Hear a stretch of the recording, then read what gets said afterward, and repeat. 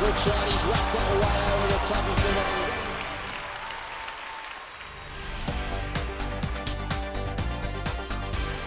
First up, Virat Kohli.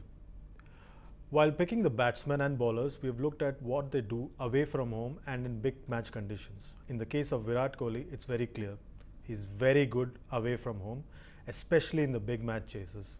He averages nearly 50 away from home in one-day internationals and in big matches. That's a big plus for India, and he's scored 1200s away from home in one-day cricket. So who's Virat Kohli's competition in terms of the title for the best batsman in one-day cricket? Look no further than South Africa's one-day captain AB de Villiers. He averages 52 in one-day internationals away from home, and he scored 1200s as well away from home, much like Virat Kohli. There's nothing much to choose between the two, but there's a big differentiating factor between Virat Kohli and AB de Villiers. De Villiers has just scored the fastest ODI 100 of just 31 deliveries. It's amazing to think that Hashim Amla was considered a test match only batsman in the first 4 years of his career. He's come a long way. He's now got the record for the fastest 5,000 ODI runs. He's quicker than Virat Kohli and Viv Richards. Everybody's talking about New Zealand being the favourites for the tournament. There's one reason why they say that. Kane Williamson. He's cultured, he's poised at the crease, and he scores runs very smoothly and very swiftly. He's the one-man army for New Zealand at the World Cup. His best of 145 not out away from home in a one-day match is probably the reason why New Zealand bank on him very heavily. The next man on our list, David Warner, was expected to be a T20 specialist, but he's turned out to be an impact batsman. He averages just 27.38 away from home in big matches. Top of the order, along with Aaron Finch, he gets off to a flyer and creates the platform for Australia's middle order to build on. Australia's next captain, or the captain in waiting, Steven Smith, has gone through a rollercoaster ride in his career.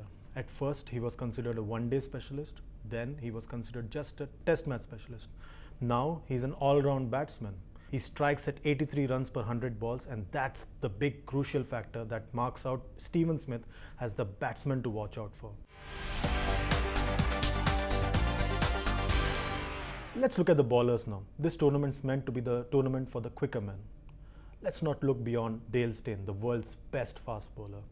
His strike rate of 32.2, especially in the big matches in one-day cricket, makes him the most dangerous bowler in the format. He's the reason why South Africa is doing so well in all forms of cricket. This time could well be Dale Steyn's time to lead South Africa to the World Cup title. Australia's bowling at this World Cup is all about fear factor. They've got the quickest bowlers in the world, Mitchell Starc, Pat Cummins, and the leader of the attack, Mitchell Johnson. With a strike rate of 23.58 in big matches, Mitchell Johnson is the man that Australia depends on. Mitchell Johnson has got the results to back the reputation that he's gained over the years. This World Cup could further cement his reputation as the most feared bowler in world cricket. See, here's a trivia question for you. Who's the only bowler to have taken 4 wickets in 4 balls in a World Cup match? Look no further than Sri Lanka's slinger, Lasith Malinga. This guy is something else. He's got a quirky action, has ended up with 167 wickets in big one-day matches. This World Cup could be the time when Malinga actually leads Sri Lanka to a title for the second time ever. James Anderson came into World Cup cricket in 2003. He tore apart Pakistan in that tournament. He was quick, he was swinging the ball. Now he's something better. He swings the ball, but he uses his brains, and that makes him the bowler to watch out for from England. In the days gone by, New Zealand's pace attack would generally be the dibbly-dobbly bowlers who would just gently amble up and bowl. But it's all changed now, and the one man responsible for that is Tim Southee. He's the leader of the New Zealand attack. He picks up wickets and along with Trent Boult forms the second most lethal combination in world cricket. If New Zealand has to win the title at home, Tim Southee has to fire.